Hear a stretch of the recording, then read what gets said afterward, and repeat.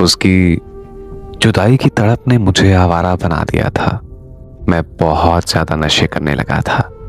मेरे घर वालों ने और मेरे दोस्तों ने मुझे बहुत ज़्यादा समझाया। उन्होंने मुझे कहा कि प्लीज़ यार, ये नशे करने छोड़ दो, इसमें कुछ भी नहीं रखा, क्यों तुम अपनी ज़िंदगी बर्बाद कर रहे हो।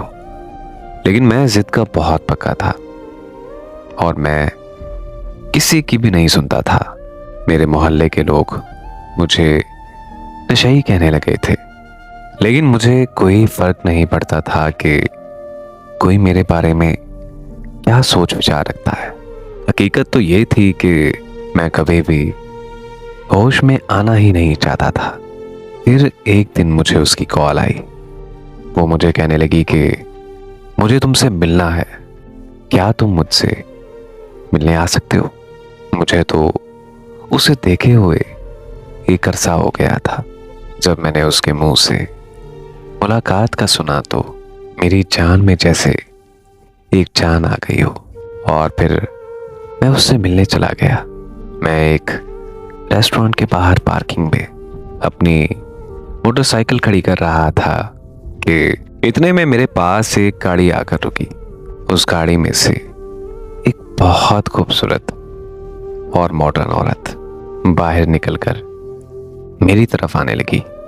जब मैंने उसे गौर से देखा तो पहचाना कि ये तो वही औरत है जिससे मैं बेहद प्यार करता हूँ। फिर हम दोनों रेस्टोरेंट पर जाकर बैठ गए। वो बहुत ज़्यादा खुश नज़र आ रही थी।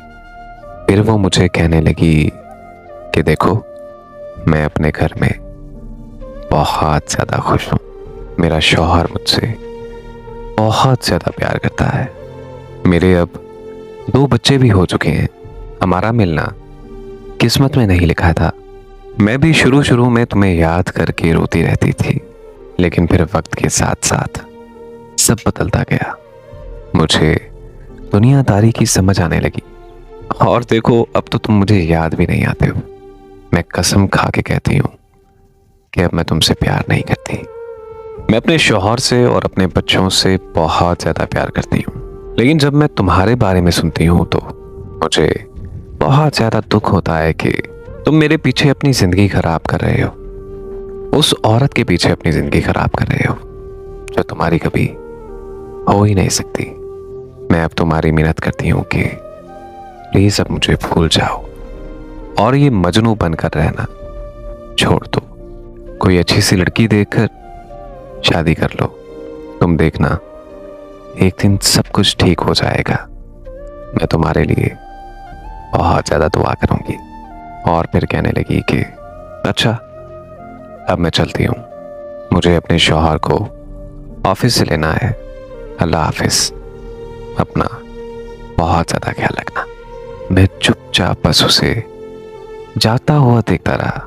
उसके कपड़े, उसके बात करने का अंदाज और वो सब का सब बदल चुका था। वो थी ही नहीं जिसे मैं प्यार करता था।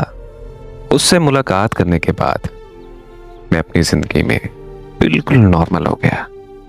आज मैंने सारे के सारे नशे छोड़ दिए हैं। बस एक चीज नहीं छोड़ सका तो वो है मेरी एक तरफा मोहब्बत, जिसके ला हासिल होने के भी अब मुझे कोई फर्क भी नहीं पड़ता। बस जिंदगी में उसे एक ही दुआ दूंगा कि वो हमेशा अपने बच्चों के साथ, अपने खामन के साथ हमेशा खुश रहे।